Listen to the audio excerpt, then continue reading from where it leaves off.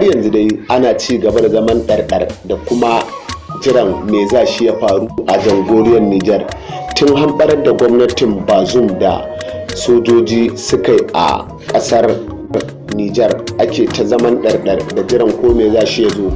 Bayan haka 'yan ƙasar suka yi ta kiraye-kirayen rasha da ta shigo ta kawo musu ɗauki sakamakon zaman ɗarɗar da rashin ganin tabbas da suke ciki a ƙasar. To amma masana fashin baƙi suna ganin wannan matakin ko me zai haifar, kamar suna kafa hujja da wasu ƙasashe kamar irin su Sudan da Burkina da sauransu. To wannan mataki ya biyo bayan ɓarar da gwamnatin Bazoum da aka yi a jamhuriyar Nijar. Sojoji ake ta musayar yawu da su take